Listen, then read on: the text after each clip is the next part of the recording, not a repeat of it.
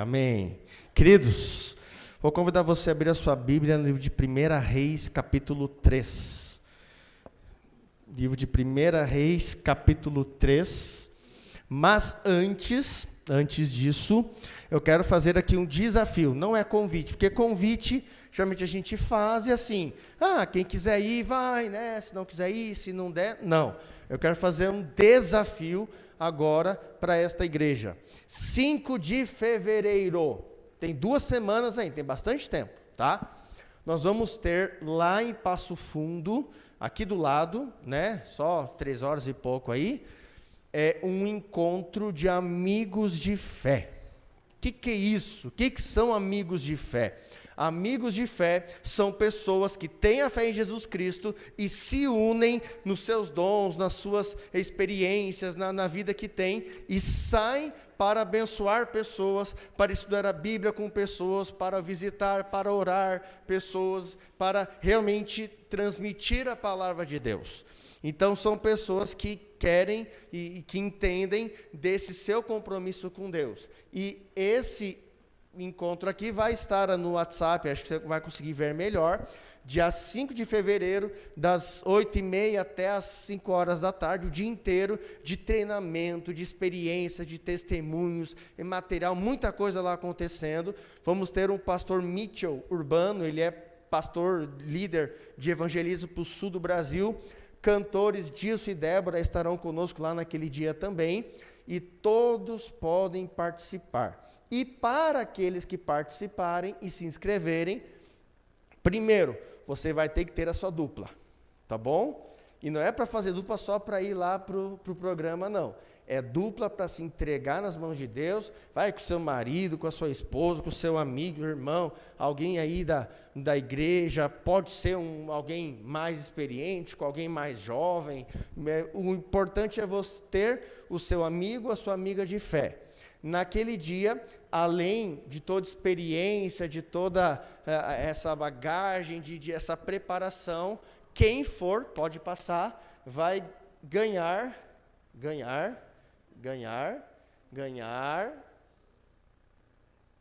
isso está vindo, a nova Bíblia missionária.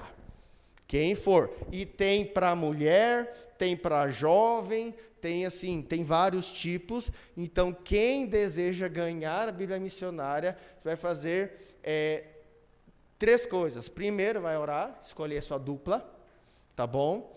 Tem um tempinho aí, tá? Tem 2 semanas até o programa, mas se quiser definir isso, tipo, agora, não, brincadeira. Mas hoje, final de semana, essa semana, defina sua dupla.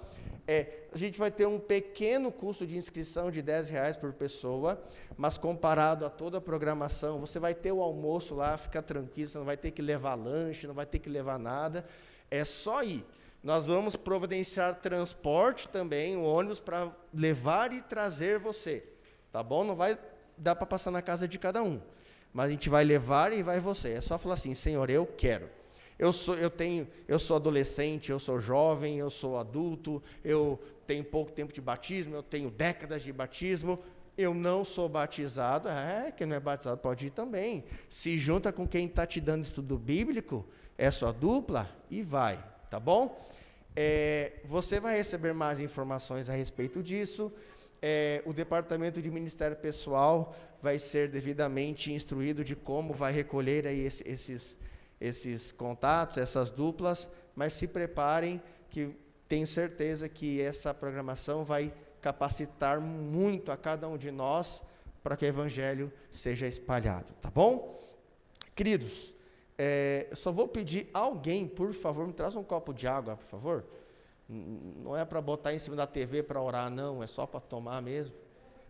É só que hoje tá frio, né? Hoje está frio, está... E a boca seca um pouco. Obrigado. Não faz mal, está quente mesmo, Queridos, 1 Reis, vamos falar um pouquinho sobre esse livro. Eu vou fazer um compromisso com vocês aqui. Eu vou ter, agora em torno ali de 11h25, 15 minutos, vocês ficam aqui comigo? Pode ser? 15 minutos, tá? Não tomar muito tempo de vocês. Então eu vou entrar direto na Bíblia para você sair daqui tendo essa mensagem no seu coração. O livro de 1 Reis, ele gira em torno de um homem chamado Salomão. Quando a gente fala de Salomão, talvez alguns de vocês já tenham alguma informação, já conhecem alguma coisa a respeito dele, mas o livro de 1 Reis, ele meio que divide ali do capítulo 1 até o capítulo 10, talvez aquela fase de ouro, né? Aquele crescimento na vida de Salomão, né? Ali no capítulo 3, a partir do verso 13, você tem ali o famoso pedido de Salomão. Deus falou para Salomão assim, você agora é rei, né? Davi instituiu ele como rei. Você vê ali no início, Adonias, irmão de Salomão, ele vendo que o seu pai Davi estava ali meio velho, meio sem muita mobilidade, o que ele faz? Ele vai lá e toma conta do poder. Aí Betseba, mãe de Salomão, e o profeta Natã, eles vão e falam com Davi, olha só, o Adonias ali, ele tomou conta do poder, tal, mas assim, é tu que define isso, não é ele que toma conta disso. Aí Davi foi lá, correu e instituiu Salomão como rei.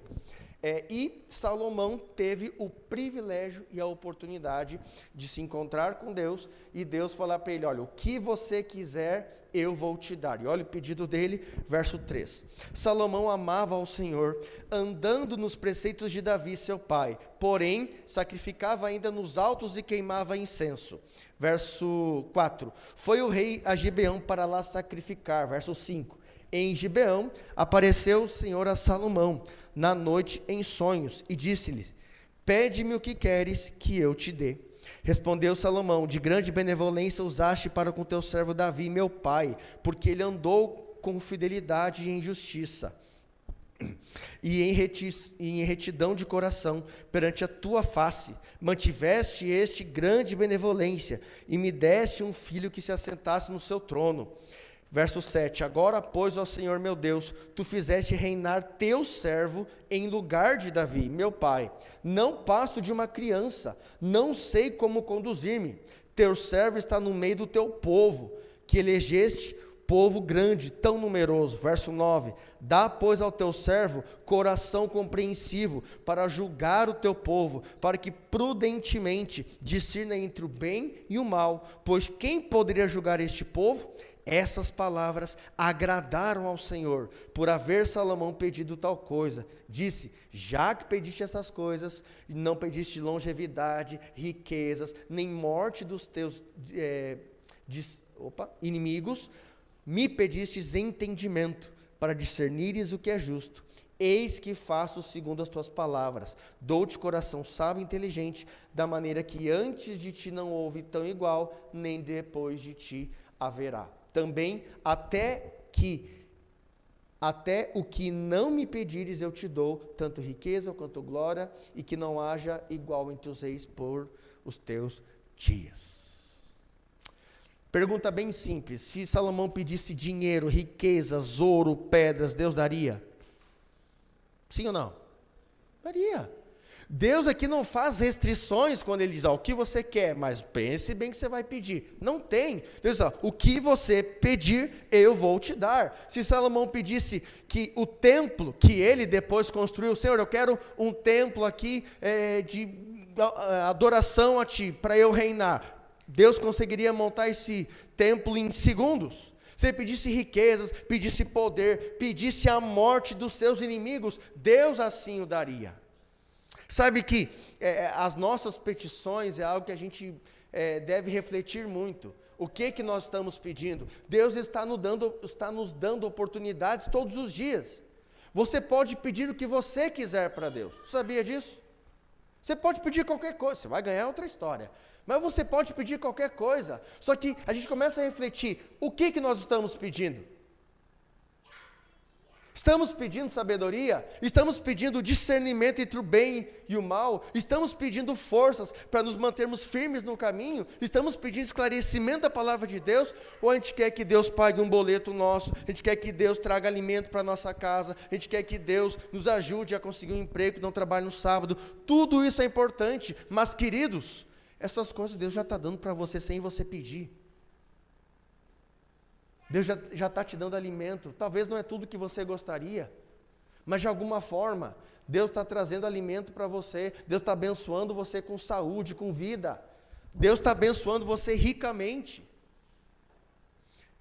Mas a gente precisa ter essas petições, as nossas petições precisam ser mais concentradas naquilo que nos fortalece para estar com Deus nos piores dias da humanidade, e não estão sendo os que nós estamos vivendo. Eu sei que a pandemia, ela está chata esse negócio já, a gente não aguenta mais. Agora vem esse calor para completar, insuportável. Amanhã ou depois vai ter outra crise, vai ter outra doença, outra coisa. E o mundo, a Bíblia diz que o mundo vai de mal a pior. Nós precisamos pedir a Deus coisas que nos mantenham ao seu lado. Muitas coisas que nós pedimos, Deus não nos dá, porque Ele sabe que se Ele der, aquilo nós usaremos para nos afastar de Deus. E não falo só de dinheiro, eu falo de tantas coisas. Então, se você pediu coisas para Deus e Ele ainda não deu, calma. Talvez seja melhor não receber. E quando a gente analisa a vida de Salomão, e eu não vou entrar aqui em muitos detalhes, mas a gente percebe que no decorrer ali da Bíblia, o seu reinado ele vai prosperando. Por exemplo, capítulo 4, verso 22, era, pois, o provimento diário de Salomão 30 coros de flor de farinha e 60 coros de farinha, 10 bois cevados, 20 bois de pasto e 100 carneiros afora, e os veados e gazelas e corças e aves cevadas. Olha só a quantidade de animais, e o seu reinado ia crescendo, ia se desenvolvendo. Capítulo 4 ainda, verso 30, era a sabedoria de Salomão maior do que todos do Oriente, de toda a sabedoria dos egípcios.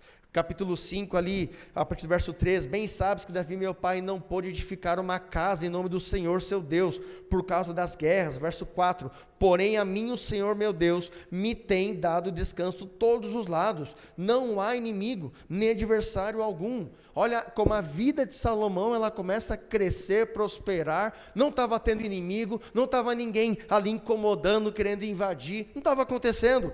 Capítulo 6, ali verso 1, no ano 480, depois de sair os filhos de Israel do Egito, Salomão, no ano 4 de seu reinado sobre Israel, no mês de Zive, começou a edificar a casa do Senhor. Além do camarada prosperar, crescer, começar a ter dinheiro, riquezas, alimento, ele ainda, adorando a Deus, cria uma enorme igreja, um enorme templo de adoração ao Senhor. Queridos, talvez a gente não consegue mensurar o que representava o templo para o povo nesse tempo e o que a igreja simboliza para nós hoje. Mas para você entender mais ou menos, ter um templo no meio do povo era entendido como o Deus presente fisicamente no meio do povo. Era a presença de Deus. Tanto que o santuário que foi instituído, que foi construído pela ordem de Deus, Deus mesmo disse, para que eu habite no meio do povo. Então, ter um templo, não é só um templo para uma igreja confortável, para a gente sentar e ouvir, não, Deus estava aqui. Eles acordavam aquele templo maravilhoso, lindo, a luz batia naquela pedra clara, aquele mármore claro, e aquilo brilhava. Deus está no nosso meio. O povo não se sentia sozinho, o povo não se sentia abandonado. Deus está com a gente. E Salomão, ele constrói esse templo, e o povo começa a agradecer. Salomão, muito obrigado, porque você trouxe Deus ao nosso meio. Porque Deus estava no meio também do reinado de Salomão, e ele não só esse, ele cria outras construções e tudo. Capítulo 8, nós temos ali quando Salomão ele traz a arca para o templo. A arca é algo que simbolizava essa presença, essa autorização de Deus, essa bênção de Deus, ele traz para lá, e ele ainda fala ao povo, capítulo 8, verso 12, então disse Salomão, o Senhor declarou que habitará em trevas expressas. Na verdade, edifiquei uma casa para a tua morada, lugar para a tua eterna habitação. Voltou-me então o rei o rosto e abençoou a toda a congregação de Israel, enquanto se mantinha todos em pé. Salomão, ele ora a Deus, verso 23, ó Senhor, Deus de Israel, não há Deus como tu, em cima dos céus, nem embaixo da terra, como tu guardas a aliança e a misericórdia dos teus servos, que todo o coração ande diante de ti. Olha que história magnífica, um grande homem de Deus, seguiu crescendo, honrando a Deus, e Deus foi abrindo as portas, mas nem tudo é flores. O livro de 1 Reis, ele é meio que dividido entre a época dourada de ouro de Salomão, e que foi lembrado por gerações, e infelizmente, a sua fase mais sombria.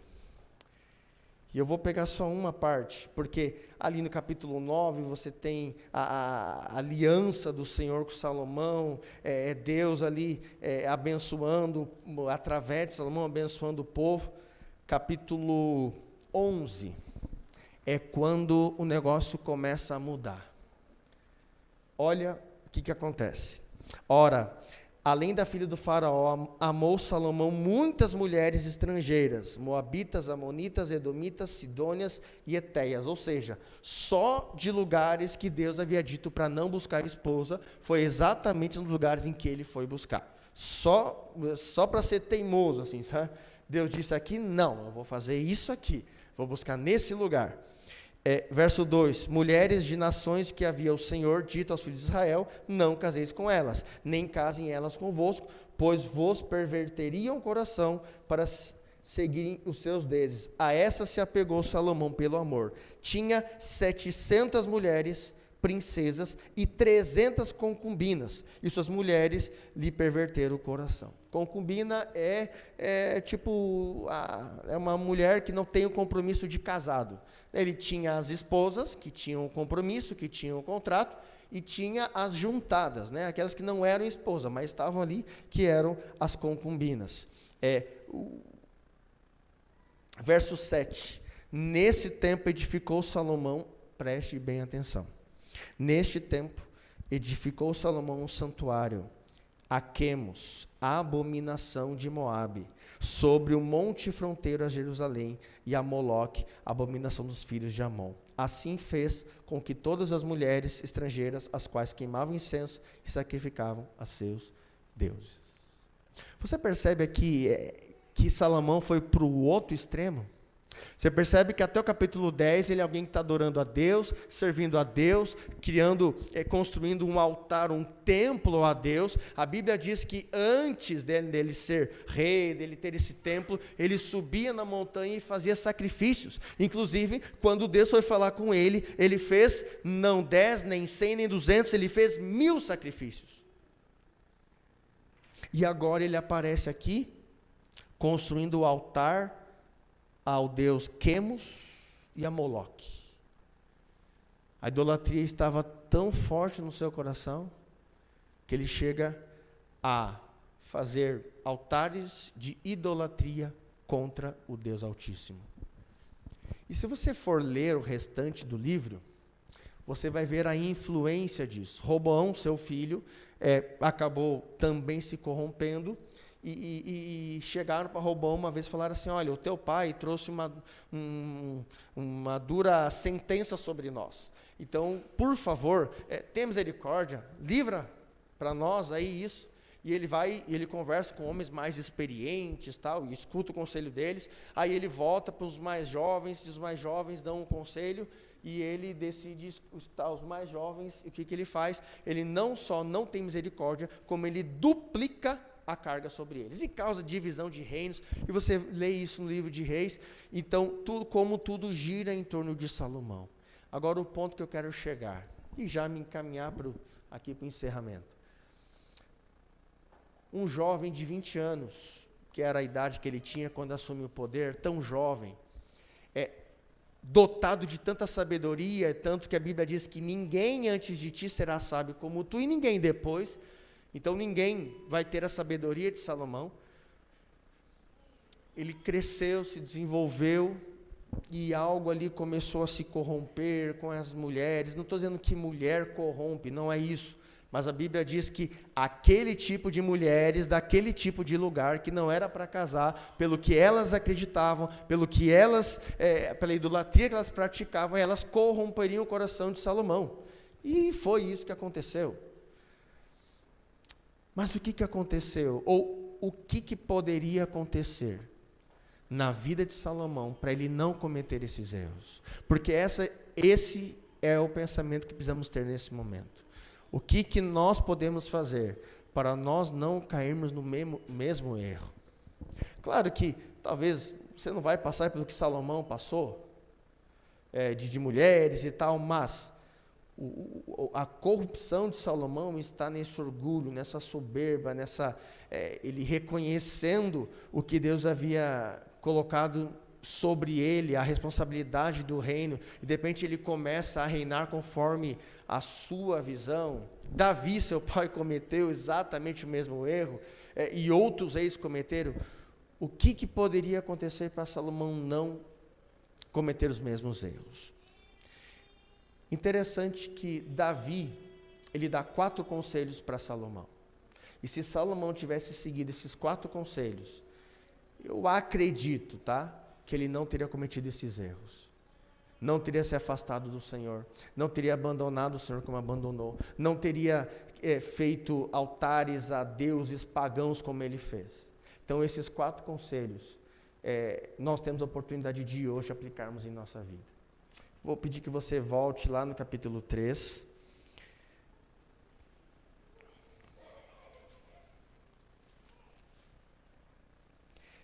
capítulo 2, a partir do 1º verso. Davi, já velho, já sem muitas forças, ele chama Salomão. Davi, depois de ter passado por tudo que você já ouviu falar sobre Davi, já tinha matado Golias há tanto tempo, já tinha cometido adultério com Betseba há tanto tempo, Natã, profeta, já tinha exortado ele há muito tempo atrás, ele já tinha sido considerado o homem segundo o coração de Deus há muito tempo, já fez muita coisa. Aí na sua velhice, nos seus últimos momentos, ele chama Salomão e fala assim: filho, deixa eu te dar alguns conselhos aqui. Verso 1, aproximando-se os dias da morte de Davi, deu ele ordens a Salomão, seu filho, dizendo: eu vou pelo caminho de todos os mortais, coragem, pois, sê homem. Esse é o primeiro conselho. Coragem, pois, sê homem. Aqui o conselho de Davi não é no contexto de masculinidade, de machismo, não é isso. Quando ele fala ser homem, é que assim, você é jovem, mas tenha decisões de adulto. Não se corrompa, não se perca no meio das ofertas, das corrupções, seja firme. Ainda que jovem, Deus estará com você. Coragem por fazer aquilo que Deus diz que é o certo, a despeito do que os outros dizem. Você não serve aos outros, você serve a Deus. Seguindo, guarda os preceitos do Senhor teu Deus, para andares nos teus caminhos. Guarda os preceitos, queridos. Aqui Davi está falando principalmente num cunho religioso. Em primeiro lugar, Salomão deveria honrar a Deus e, por consequência, conduzir o povo. Não era um homem conduzindo um povo, era Deus conduzindo um povo através de Salomão. Você não tem talvez um povo, você não tem assim, você não é rei, nem eu, mas você tem a sua família. Você tem o seu ciclo de influência, seus amigos, colegas da escola, vizinhos, pessoal do trabalho. São pessoas que sim, você não é rei sobre eles, mas Deus coloca sobre você um conhecimento da palavra de Deus, e perante eles, você não deve ser um ser humano querendo ensiná-los a respeito de Deus. Você deve permitir que Deus se revele e se mostre na vida deles através de você. Para isso, coragem, seja homem. Homem no sentido, você pode ser mulher também, mas no sentido de maturidade, de decisão ao lado de Deus, de uma responsabilidade que é dada a você. Guarde os seus preceitos. E essas últimas palavras de Davi a Salomão, queridos, não foram de um pai para um filho apenas. Essas palavras foram de um rei de Israel que estava passando o seu trono para o seu filho. Lidere este povo, tendo a sua vida nas mãos de Deus. Seja você, queridos, aquela pessoa que por onde você andar, Jesus se torna conhecido através, não da sua sabedoria, não do seu conhecimento, não das tuas habilidades, não das tuas características, mas que a despeito disso, da sua humanidade, que Deus possa ser conhecido através de você. Sim, peça sabedoria, porque há momentos que você tem que entrar com estudo bíblico na jugular. Mas tem momento que a gente tem que ficar quieto. Tem momento que é melhor a gente não falar nada. E esperar uma outra oportunidade. Quem que define isso? É Deus e não a gente. O nosso julgamento, ele é muito irregular. Verso 3, ainda, para guardares os seus estatutos e os seus mandamentos, e os seus juízos, e os seus testemunhos, como está escrito na lei de Moisés, para que prosperes em tudo quanto fizeres, por onde quer que fores, para que o Senhor confirme a palavra que falou de mim, dizendo, se teus filhos guardarem o seu caminho, para andarem perante a minha face fielmente, de todo o seu coração e de toda a sua alma, nunca te faltará sucessor em Israel. Queridos, se os teus filhos guardarem de todo o seu coração, primeiro conselho, coragem, ser homem, assuma seguir os preceitos do Senhor, não se venda por qualquer coisa desse mundo. Segundo conselho, guarde os preceitos do Senhor, para andar nos teus caminhos. Deus já deixou bem claro o caminho que nós devemos seguir, ande por ele. Terceiro conselho, guarde os seus estatutos, os seus mandamentos. E o quarto, se os teus filhos guardarem, indique o caminho aos seus filhos. Você vai ensinar, falar para os seus filhos. Você vai escrever, você vai contar historinha, tudo isso é importante. Mas o que é fundamental, o que eles vão ver que você está fazendo. De nada vale o que você fala se você fizer diferente. No livro Serviço Cristão, capítulo 4, é dito que Ellen White, ela revela que muitas vezes as palavras de Jesus só eram compreendidas quando eram percebidas na prática. Queridos, se com Jesus foi assim, imagina com a gente. Nós precisamos pedir essa sabedoria para Deus. Não para a gente tomar decisões para a nossa vida apenas, mas principalmente para que, através de nossa vida, através do nosso discernimento entre o bem e o mal, através desse resultado de Deus atuando na nossa vida, outras pessoas possam conhecer a Jesus Cristo também.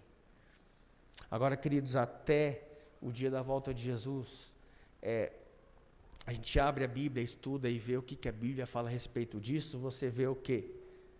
Período de tranquilidade, de paz. É isso? O que a Bíblia fala até a volta de Jesus é de tribulação, é de perseguição, prisão, morte. É um período onde o que é certo e o que é errado poderão andar extremamente próximos e até o engano, muitas vezes, se transformar ou parecer o caminho certo. É preciso nós estarmos firmes na palavra do Senhor. Pedirmos a Deus esse discernimento, para não nos desviarmos, nos mantermos no caminho certo. E esse discernimento só vem do Senhor. Só que, queridos, como hoje a igreja está carente de uma coisa tão simples, de uma coisa tão acessível, estamos carentes de estudo da palavra de Deus. Nós precisamos dedicar mais tempo para refletir e estudar a palavra do Senhor. Nós precisamos usar mais tempo do nosso dia para refletir e estudar mais as profecias. E através da palavra do Senhor, nós temos transformação, nós temos fortaleza de nossa fé, nós temos clareza da nossa missão hoje, nós temos as raízes, os alicerces da igreja estão na palavra do Senhor. E que Deus possa dotar você dessa sabedoria, desse discernimento, dessa coragem de até o fim seguir o caminho do Senhor. Salomão, infelizmente, teve muitos erros, mas quando você vê as suas reflexões, o livro de Eclesiastes lá é Salomão, depois de toda essa vida, depois de toda a sua experiências boas e ruins, ele para e passa os conselhos. E um deles que ele fala lá é o seguinte: há tempo para tudo. Você conhece essa parte? Eu não vou entrar.